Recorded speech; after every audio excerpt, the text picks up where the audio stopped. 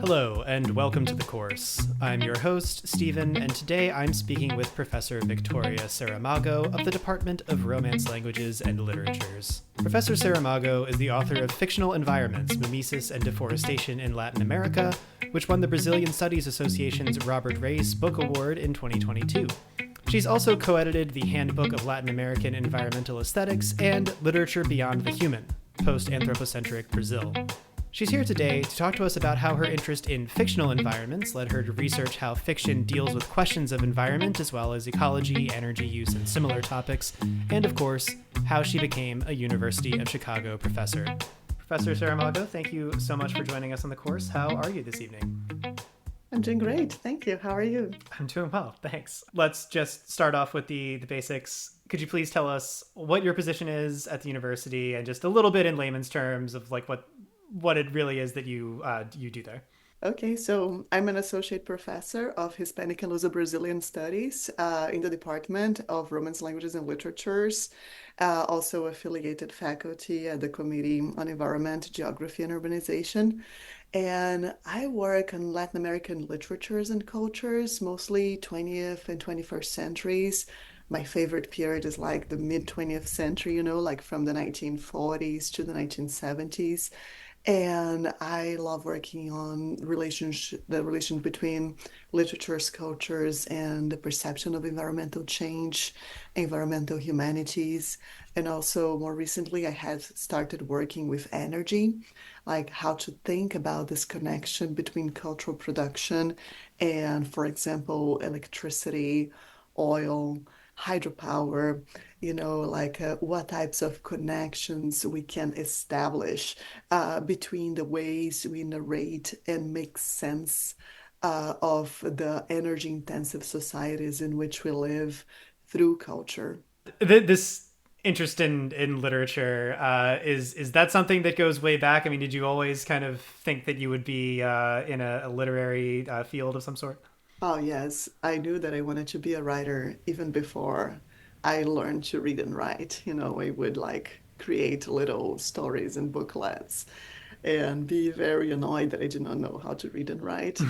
And then I think my whole childhood was pretty much marked by this fascination with storytelling, with the ways in which we just create another world, that did not seem to exist until somehow it does, or how we as readers just kind of can enter this other universe that offers so much that seems in like that we cannot exhaust it. So I always had this big fascination with fiction storytelling and the creation of these alternative worlds, through storytelling. So for me, yeah, I wanted to write. I wrote fiction throughout my childhood, a bit of poetry too. But I also love to read, so I could just spend the whole day reading from morning to evening, like during vacations, whenever I had a chance. But I also had other interests. I love music. I played the piano as a kid, and then when I was a teenager, I had a rock band. I wanted to be like a rock star, something like that. And I think it became clear early enough that I just did not have the talent to become a musician, nor the temperament, like either to spend hours and hours and hours practicing, playing the piano, or to be a rock star for that matter. I'm much more of a Mm. library person who I like to stay in my office reading, writing, and like sharing knowledge, and the idea, the dream of being a writer, and then later on of like working with literature, working with words and stories. I think it's something that started very early and never really went away. Can you tell me about your undergraduate experience? You went to college and then I think actually some graduate school in Brazil. Is that correct? Exactly. So I was born and raised in Brazil, in Rio de Janeiro. So like a very big and vibrant city with a lot going on. And I went to college at the State University of Rio de Janeiro, which is like a relatively large public university, that had and still has a very good literature program. And at that time, as I said, I still wanted to be a writer. So in Brazil, as well as in many other places, but I think particularly in Brazil at that time, it was relatively common for professors of literature to be writers as well. So the two careers were by no means incompatible. And my plan was to study language and literature, eventually become a university professor, and keep a career as a writer in parallel. And to a certain extent, that's what happened throughout my undergraduate years. I published a few things, published a novel, published some short stories. But at the same time, I discovered my love for research, my love for theory and criticism.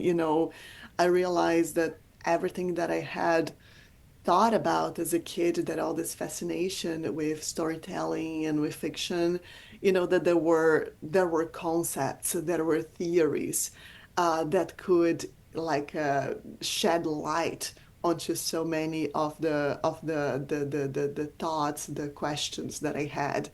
And so since I remember since my early weeks, as an undergraduate student taking like this theory of literature one class and learning about like the Russian formulas or reading Aristotle.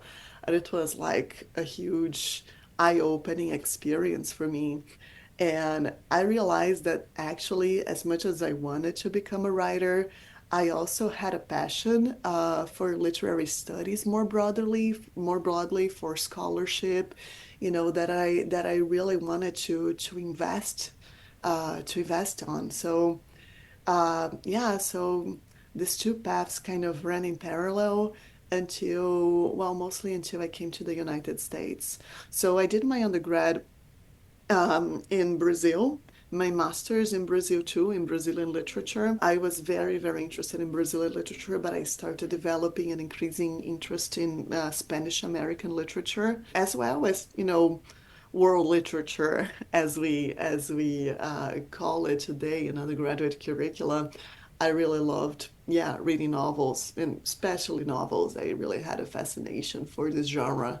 After my master's, I realized that I did not have to stay in Brazil to do a PhD, that I could go somewhere else, And this is something that actually there was not a lot of information about this type of opportunity in Brazil at that time.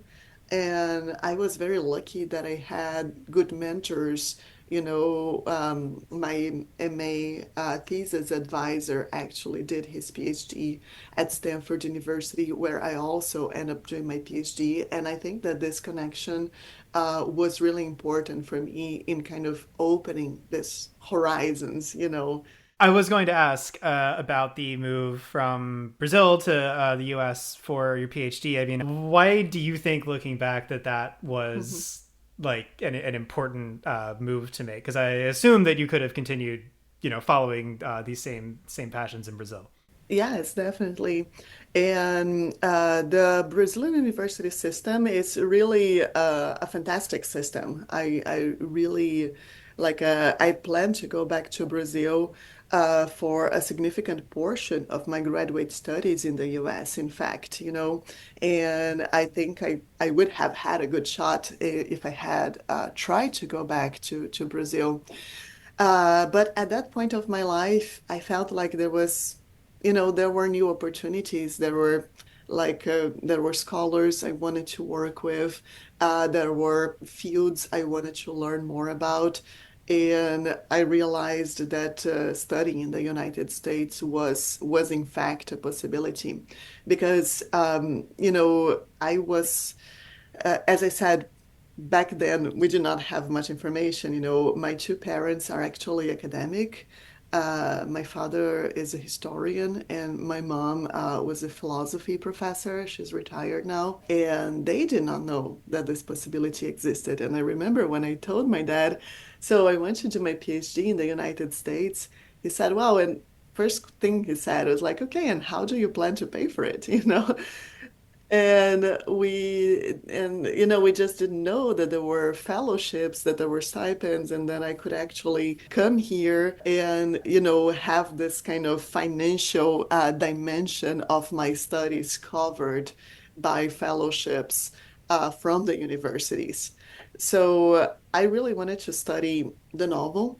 As I said, it was really a passion of mine at the same time as I was writing novels and trying to find a place in the literary market in Brazil. And Stanford had a very strong tradition of novel studies, had the Center for the Study of the Novel, of which I had the privilege later on of being a graduate coordinator. So I really wanted to go to Stanford, and fortunately enough, João César de Castro Rocha, this mentor of mine who was really important, is really one of the most brilliant people that I have met and opened a lot of doors in both in terms of like how to think about literature and at the same time about how to act in the academic world and in the academic job market. So he told me about what does it entail to do a PhD in the United States. So his mentoring was fundamental. And I decided to go to Stanford. It was my first option. I applied for a couple of schools, but yeah, so much has changed. Back then, I already was very intrigued by the notion of space in novels, and by the notion and by the idea that so many novels that I was studying or was interested in studying, they had this very strong sense of a certain environment that was conveyed, either the Brazilian backlands or the Amazonian forest, and I could sense that there was something there that I wanted to explore. But when I came to the US, in fact, I did not even know that the environmental humanities, that eco-criticism, that all these fields that today are pretty much my scholarly home, that they existed. It's something that I started to realize that I was already thinking in what I would say like eco-critical terms, environmental terms, even before I know that these fields were, out there and that were emerging fields, that there was so much excitement and energy about rereading the whole Latin American literary corpus and archive from the viewpoint of the environmental transformations and environmental questions more broadly. So this was for me like a big discovery, and that converged very nicely with my interest in the novel, in the history and theory of the novel. And, that, have conformed a good part of my scholarly work, my work as a teacher, and the way in which I keep like my enthusiasm, my excitement about my work. This is really interesting, and I want to make sure that we're defining things clearly for listeners. Sure. You talked about having an interest in novels' senses of environment, like in the broad sense, I think of kind of like the setting, right, the physical setting. Yeah. But you're also describing, if I'm hearing you correctly, a sort of emerging or recently emerged set of fields kind of within literary criticism that are now like thinking very deeply about questions that environmentalists might ask, right? Or about like Yeah. ecology. Can you just sort of tease that out a little bit more for people? Yeah, sure. So yeah, so eco-criticism is usually used more for like literary studies. It was a term that was very used in the 1990s, early 2000s. And environmental humanities is a more recent term. I mean, eco-criticism is still very used, and environmental humanities is like a more interdisciplinary term. Like it encompasses literary studies, but also cinema studies, visual arts, like all the range of ways through which we can have a humanistic inquiry about environmental issues. And fundamentally, these fields, they ask ourselves, okay, so what does it mean to think about environment, about ecology, about the ecological crisis, about the Anthropocene, which is like this possible new geological epoch in which we would be living, a bit is a term a bit in flux now. But anyways, but how do we make sense of this whole environment that is in which we live and that we are fundamentally transforming and affecting in irreversible terms? And how do we make sense of it from a cultural perspective? In other words, what do novels, for example, have to tell us about environments? And that's part of what I do in my first book is like try to understand how our very idea of what certain environments are is conformed by our reading of novels or by stories that we have heard or by movies that we have watched, you know.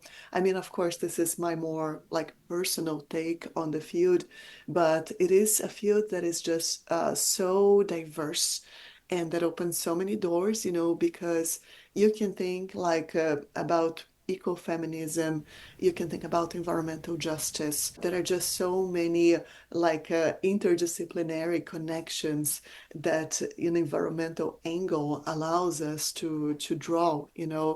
and yeah, so this is in a nutshell how I see the environmental humanities today. So you mentioned your first book. I understand that you are currently at work on another monograph. Could you just tell us a little bit about the research that is like exciting to you at this moment?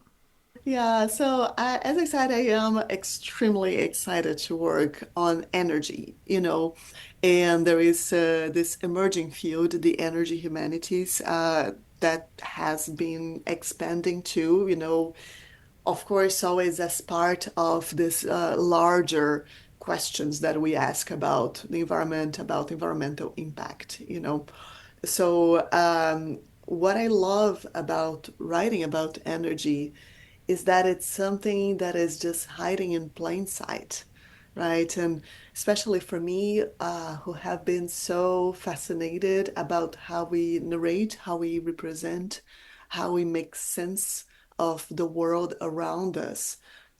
Through narrative, through literature, through cultural production, it is truly fascinating to tease out the infinite ramifications, of energy, of like how oil is just part of our lives.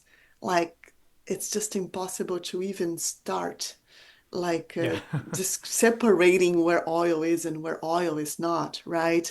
Right. Electricity, like how would you and I be communicating if we didn't have our laptops connected right now, right? Yes. And I'm looking at Uh, all the plastics on my desk as you're mentioning this exactly. also petroleum products. Exactly, exactly. So it is a type of object. In my first book, I was writing about environments that were well culturally encoded. So if you think of the rainforest, if you think of rural areas, the desert, there is a certain cultural imagination of those areas, especially Mm-hmm. in like a region like Latin America, that you can immediately think, okay, rainforest, I know what this means. I'll think of the Amazon, Right. and when you think about energy, you are thinking about virtually anything, right? And I think that this is the type of challenge that I want to tackle right now to understand how we make sense of the extreme dependence that we have on energy and the ways in which our thirst for energy has been consuming the planet Mm-hmm. and how it permeates the way we think, the way we narrate, the way we create those fictional worlds, right? So this is for me what I am really fascinated about. And that's why I'm writing about electricity uh, in the context of Brazil, mostly in the 20th century, but also like 20th, 21st century production.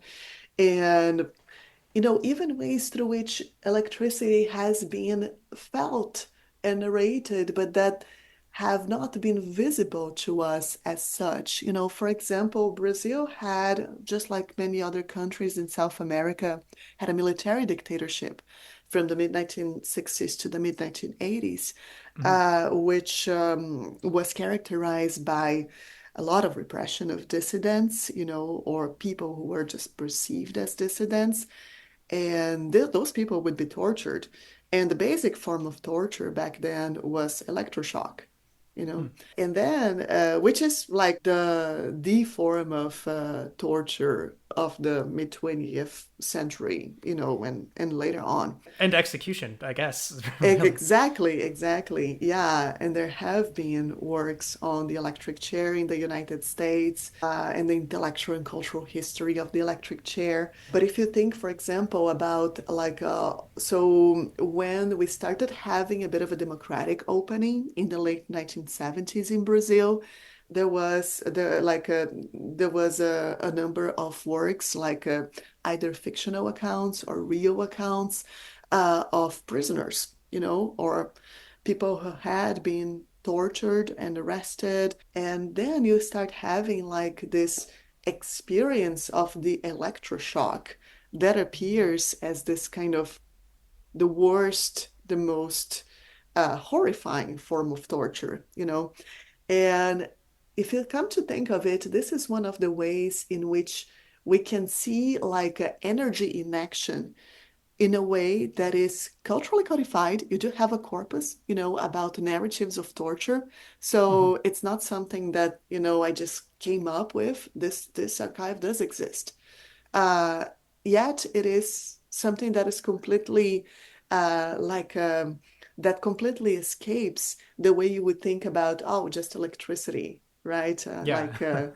So that's what I am trying to do. I'm trying to find those stories, those genealogies, those ways of thinking about and understanding electricity that may not seem obvious to us, but that nevertheless they characterize the way in which we live in our contemporary society, you know, in a society that needs this constant, this infinite supply of energy. And what can we as cultural theorists, as cultural scholars, ask about that? What types of questions emerge when we look at our dependence on energy from the point of view of the stories we tell?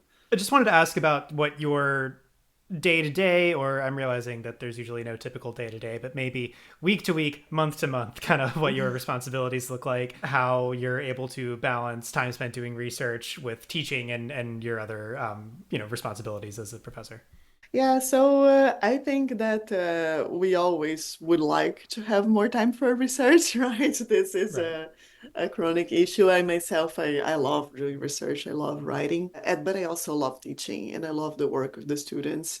And I love to see the students writing and to see the students having ideas. You know, one of the things that I like the most in my day-to-day life is when a student comes to my office hour really excited, having tons of ideas, asking me like where to go from now, or just like having this idea that could become a very cool paper or just a very cool research project, you know.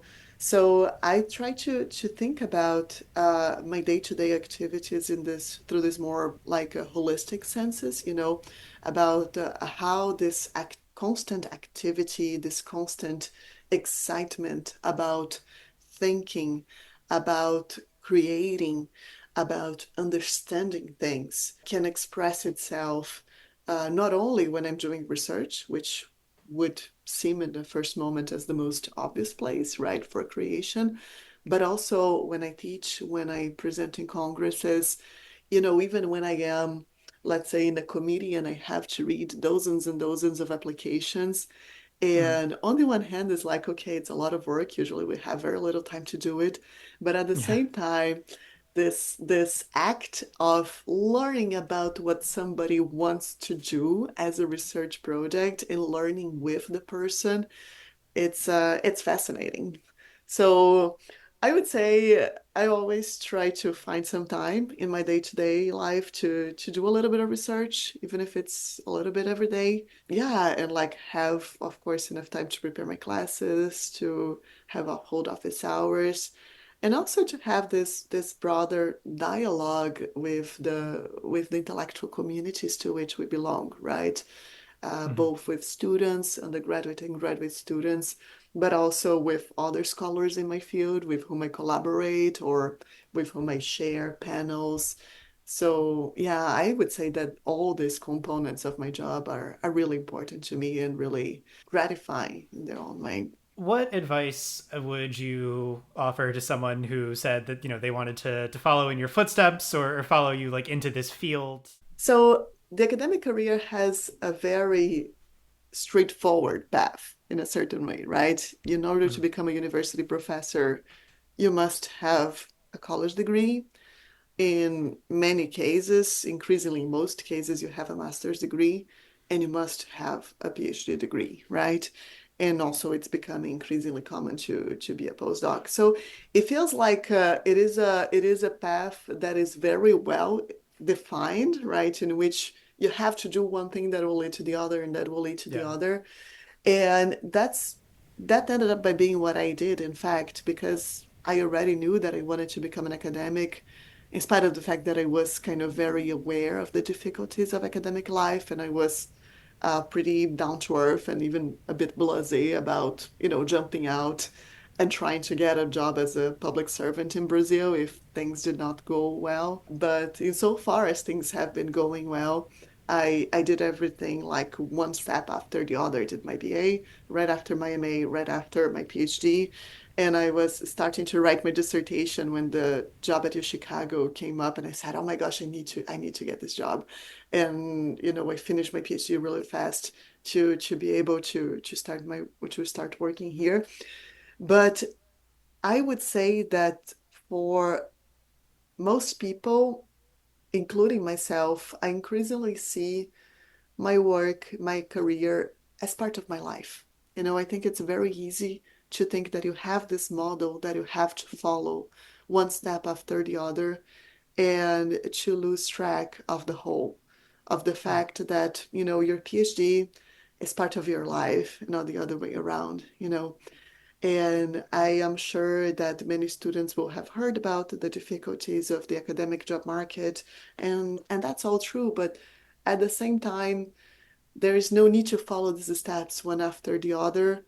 I mean, I I think I would advise students to see their academic career as part of their lives as a whole and try to match their academic goals with their life goals and understand what is it that they really want, from life and like conform their academic path to their life objectives instead of just taking the BA, MA, PhD, postdoc, tenure track job as a kind of template to which they have to yeah. conform. That's really cool. I mean, I think in some level that's good advice. Whatever track, whatever career you're in.